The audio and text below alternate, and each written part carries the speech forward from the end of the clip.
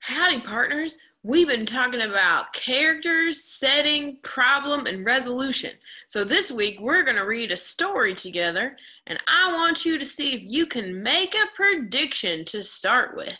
So this story right here is called The Pass of Death. What do you think that could be about? Good readers know that they can scan a story before they read. So if I'm scanning through this story, I'm seeing a word like rodeo, I'm seeing horse, I'm seeing leap, and fields. Now that we've scanned that story, what do you think all those words will have to do with the pass of death? Alrighty then, let's go ahead and read. I'm going to read, and I need you to follow right along.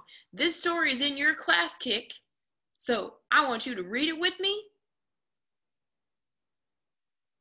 and listen in. The first time, you're just going to listen to me. The first time, you're going to what? Just listen. Then you are going to hit play again, and the second time, you're going to read it with me. So you're going to say it out loud while you read. And I'm going to know if you don't. So the first time, you just sit back, relax, kick those feet up, but keep those eyeballs on the screen, you hear? Here we go. The Pass of Death. Luca couldn't believe it when his brother Ramon said he was handing his horse, Pal, down to him. Ramon handed Pal's reins to Luca. I want to compete in rodeos like Papa used to. Pal's not fast enough, and he's not trained to do anything. Pal knows how to do things, said Luca. He tapped the ground with the boot and said, down. Pal lowered himself to his knees. Luca gave Pal a carrot as a reward. That's great for helping little kids get on a horse by themselves, but I'm not a little kid anymore, said Ramon. I don't need a horse that can lie down. Papa's getting me a horse that's already trained in rodeo events. Together, we'll master everything, even the pass of death. What's the pass of death? Luca asked. That's when a rider rides standing up on a horse's back. Then he leaps onto the back of another horse. Sounds awesome, right? Said Ramon. Sounds dangerous, said Luca. The next day, Ramon's new horse, Rocket, arrived. With Papa's help, over the next several weeks, Ramon learned how to ride Rocket in rodeo events, like barrel racing. Papa wouldn't let him practice the pass of death, though. Ramon wasn't ready, said Papa. One day, Ramon invited Luca and Pat to ride out into the fields with him and Rocket. The two boys saddled up their horses and trotted off. They came to a spot where Ramon had stacked 2 hay bales. I don't care what Papa says. I'm going to practice the pass of death, said Ramon. Be my lookout. Warn me if anyone's coming.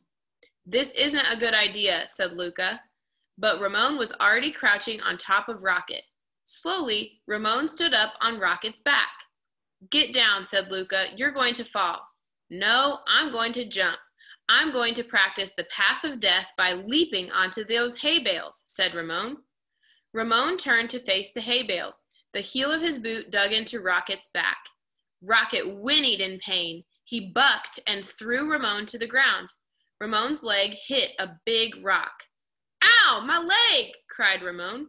He tried to stand up. He couldn't. How am I going to ride home? I can't get back up on Rocket.